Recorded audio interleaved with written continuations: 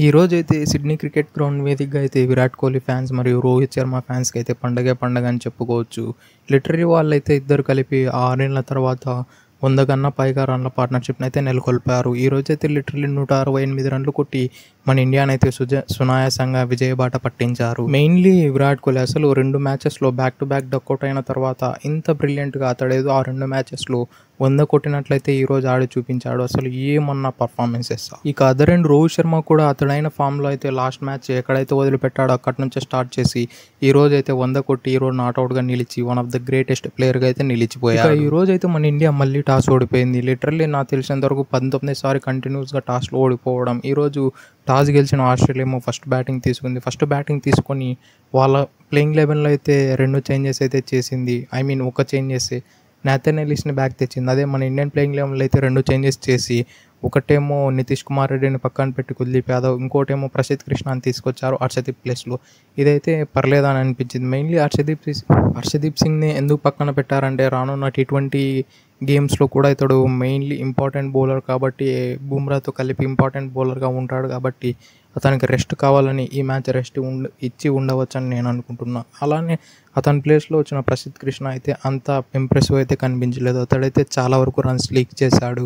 Mainly Mitchell Marsh మరియు Travis head అయితే initially చాలా మంచిగా కనిపించారు. మెయిన్లీ ట్రావిస్ హెడ్ అయితే అతడు ఉన్న ఫామ్లో అతడు సెట్ అయిన సెట్ అయితే మామూలుగా కాలేదు. అతడు ఇంత మంచిగా షాట్లు కనెక్ట్ చేస్తూ ఉంటే డెఫినెట్లీ ఈరోజైతే మన బౌలర్లకు అందరికీ నైట్ మేర్ ఏమో అని నేను అనుకున్నా. అంత మంచిగా ఆడాడు ఇనిషియల్ స్టేజ్లో. ఈవెన్ ఆస్ట్రేలియా కెప్టెన్ అయిన మిచెల్ మార్ష్ కూడా అంతే బాగా ఆడి 41 రన్లకు అక్షర్ పటేల్ బౌలింగ్లో ఒక రాంగ్ షాట్ ఆడి అవుట్ అయ్యారు. లేదంటే వీళ్ళిద్దరూ మన ఇండియానైతే ఒక నైట్ మేర్స్ అయిపోయారు మన ఇండియా టీమ్స్కి. ఆ తర్వాత వీళ్ళిద్దరు అవుట్ అయిన తర్వాత వచ్చిన మాథ్యూ షాట్ మరియు రిన్షా అయితే చాలా మంచిగా ఆడారు. మెయిన్లీ రిన్షా అయితే అద్భుతమైన బ్యాటింగ్ చేశాడు. నెంబర్ 4లో మిడిల్ ఓవర్స్లో ఓడేస్లో ఎలా బ్యాటింగ్ చేయాలో అతడు ప్రాపర్గా చేసి చూపించాడు. అతడు ఆ కొట్టిన 56 రన్లలో కేవలం 2 4లు అంటే ఎంత ప్రాపర్గా సింగిల్స్ రొటేట్ చేస్తాడో మీరు అర్థం చేసుకోవచ్చు. అది కూడా కేవలం 58 బాళ్ళలోనే 56 రన్లు కొట్టి ఏకంగా 96 స్ట్రైక్ రేట్ని మెయింటైన్ చేసి చాలా అద్భుతంగా కనిపించాడు రిన్షా. అయితే మనం గుర్తుపెట్టుకోవాల్సింది ఏమిటంటే రిన్షాకి కేవలం ఇది 3rd వన్డే మ్యాచ్. అంటే అతడు ఎంత ప్రాపర్గా ఈ వన్డే మ్యాచ్కి అలవాటైపోయి ఎంత మంచిగా ఆడాడు మనం అర్థం చేసుకోవాలి. మెయిన్లీ ఈరోజు అయితే మన ఇండియన్స్ అయితే బౌలింగ్ చాలా మంచిగా వేశారు. ఈ మ్యాచ్ ఏదైతే తప్పులు చేశాడో లాస్ట్ 2 మ్యాచెస్లో ఆ తప్పులు అయితే అసలు రిపీట్ చేయలేదు. చాలా మంచిగా వేసి చాలా ప్లానెడ్గా వేశారు. మెయిన్లీ ఈ మ్యాచ్లో అయితే మొహమ్మద్ సిరాజ్ని అన్యూజ్డ్ చేశారేమో అనిపించింది.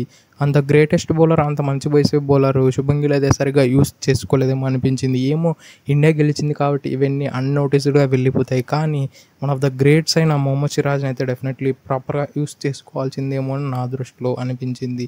మెయిన్లీ మనమైతే చాలా రోజుల నుంచి ట్రోల్ చేసి హర్షిత్ రాణా అయితే ఈ మ్యాచ్లో అద్భుతమైన స్పిల్ అయితే కనపరిచాడు. ఫస్ట్ ఓపెనింగ్ బాల్ ఇచ్చినప్పుడు అయితే న్యూ బాల్లో చాలా మంచిగా బౌలింగ్ స్వింగ్ చేశాడు. ఆ తర్వాత సెకండ్ స్పిల్లో వచ్చిన తర్వాత అయితే లిటరలీ అతడైతే ఒక బీస్ట్లా తయారైపోయాడు. అతడు కేవలం 6 రన్ల వ్యవధిలోనే 3 వికెట్లు పడగొట్టి వన్ ఆఫ్ ద కంటిన్యూస్గా ఒక అటాకింగ్ బౌలర్గా అయితే కనిపించాడు ఆస్ట్రేలియన్ ప్లేయర్స్కు. ఇతడైతే ఈ ఇన్నింగ్స్లో 4 వికెట్లు తీసి వన్ ఆఫ్ ద మెయిన్ పిల్లర్గా కనిపించాడు మనం ఇండియన్ బౌలింగ్ లైనప్కు. అలానే వాషింగ్టన్ సుందర్ కూడా చాలా మంచిగా వేసి కేవలం 4 ఎకానమీ మెయింటైన్ చేసి 2 వికెట్లు అందించాడు.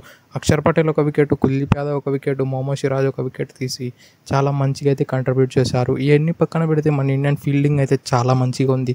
లాస్ట్ 2 మ్యాచెస్లో అయితే గ్రౌండ్ ఫీల్డింగ్ మరియు క్యాచెస్ అయితే చాలా వరకు డ్రాప్ చేశారు.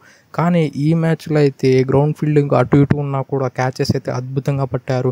మెయిన్లీ శ్రేయస్ అయ్యర్ అయితే చాలా హైగా వెళ్ళిన క్యాచ్ అయితే చాలా ఈజీగా కనిపించేలాగా పట్టి చూపించాడు. అదే కాదు, విరాట్ కోహ్లీ కూడా ఒక స్టన్నింగ్ క్యాచ్ పట్టాడు. అసలు ఆ స్క్వేర్ లెగ్లో అంత ఫాస్ట్గా వచ్చే బాల్ని ప్రాపర్గా జడ్జ్ చేసి పట్టాలంటే నాట్ అన్ ఈజీ జాబ్. అతని ఎక్స్పీరియన్స్ మొత్తం యూస్ చేసి ఆ క్యాచ్ని పట్టి చాలా మంచిగా కనిపించేలా చూపించాడు. ఇక 236 రన్లతో చేసింగ్ దిగిన మన ఇండియాలో అయితే చాలా మంచిగా ఆడారు మన ఇండియన్స్ అయితే. మెయిన్లీ శుభం గిల్ మరియు రోహిత్ శర్మ అయితే చాలా మంచిగా ఆడారు. శుభం గిల్ అయితే ఇనిషియల్లీ కొంచెం అగ్రెసివ్ మోడ్ తీసుకుని రోహిత్ శర్మ మరియు కొంచెం కామ్గా ఇన్నింగ్స్ అయితే బిల్డ్ చేశాడు. శుభం గిల్ చాలా మంచిగా ఆడుతూ అవుట్ అయ్యారు. వీళ్ళిద్దరు అయితే 60 రన్ల పార్ట్నర్షిప్ని నెలకొల్పారు. ఆ తర్వాత విరాట్ కోహ్లీ వచ్చి ఆస్ట్రేలియన్స్కు ఎక్కడ కానీ ఛాన్స్ లేకుండా చేసి పడేశారు. మెయిన్లీ విరాట్ కోహ్లీ అతడు ఆడిన ఇన్నింగ్స్ చూసినట్లయితే అతడు లాస్ట్ 2 మ్యాచెస్ 2 సెంచరీలు కొట్టి ఈ మ్యాచ్కి వచ్చినట్లు అంత ప్రాపర్గా అయితే బాల్ని మిడిల్ చేశాడు. అఫ్కోర్స్ ఆ 10 to 15 బాల్స్ అయితే కొంచెం అటు ఇటు కనిపించాడు, కానీ ఆ తర్వాత అయితే లిటరల్లీ అతను బ్యాట్ స్వింగ్ అయితే టాప్ నాచ్ అని చెప్పుకోవచ్చు. అంత మంచిగా బ్యాటింగ్ అయితే చేశాడు. ఈరోజు అయితే మనం ఒక డిఫరెంట్ విరాట్ కోహ్లీ అయితే కనిపించాడు. విరాట్ కోహ్లీ ఎప్పుడైనా సరే ఫస్ట్ 20 to 30 బాల్స్ చాలా ఈజీగా సింగిల్స్ తీసుకోవడానికి ట్రై చేస్తాడు. కానీ మీరు ఈ మ్యాచ్లో చూసినట్లయితే ఫస్ట్ ఇనిషియల్లోనే హేజల్వుడ్కి 4లు కొట్టడం, అలానే నాథన్ లిన్స్కి 4లు కొట్టడము, చాలా అటాకింగ్ వేలో అయితే వెళ్ళిపోయాడు. ఇదైతే మనం ఒక డిఫరెంట్ విరాట్ కోహ్లీని అయితే చూసాము. ఈవెన్ ఈరోజు చూసినట్లయితే ఆడమ్ జంపా లెగ్ స్పిన్నర్ని కూడా ఎటువంటి స్ట్రగుల్ కాకుండా విరాట్ కోహ్లీ చాలా మంచిగా అయితే నెగోషియేట్ చేశాడు. ఇక ఆస్ట్రేలియన్ బౌలర్స్కి అయితే ఎక్కడే కానీ క్లూస్ అయితే లేవు. అసలు వాళ్ళైతే బ్లండర్స్ అయిపోయారు. అంత మంచి బ్యాటింగ్ చేశారు మన ఇండియన్స్ అయితే. ఇక ఈ ఇన్నింగ్స్తో విరాట్ కోహ్లీ అయితే ఓడే హిస్టరీలోనూ సెకండ్ హైయెస్ట్ రన్ స్కోరర్గా నిలబడిపోయాడు. ముందైతే థర్డ్ ఉండేవాడు, సెకండ్లో కుమార సంగకార ఉండేవాడు. అతడు ఈరోజు కొట్టిన 74 రన్లతో ఈరోజు ఏకంగా 14,235 రన్లు కొట్టి వన్ ఆఫ్ ద ఫాస్ట్గా 14,000 రన్లు కొట్టిన ఏకైక ప్లేయర్గా కూడా చరిత్రలో నిలిచిపోయాడు. విరాట్ కోహ్లీకి లిటరలీ 57 యావరేజ్ ఉంది. ఈ లిస్ట్లో హైయెస్ట్ రన్స్ స్కోర్ చేసిన లిస్ట్లో ఎవరికే కానీ 50 కన్నా ఎక్కువ లేదు. కానీ విరాట్ కోహ్లీకి 57 ఉంది. అంటే అతని యొక్క గ్రేట్నెస్ ఏందో మనం తెలుసుకోవాల్సి ఉంది. అతడు literally that's it for today. ఇలాంటి మరిన్నో వీడియోల కోసం మన ఛానల్ సబ్స్క్రైబ్ చేసి డైలీ ఫాలో కండి. Thank you for it. Have a nice day.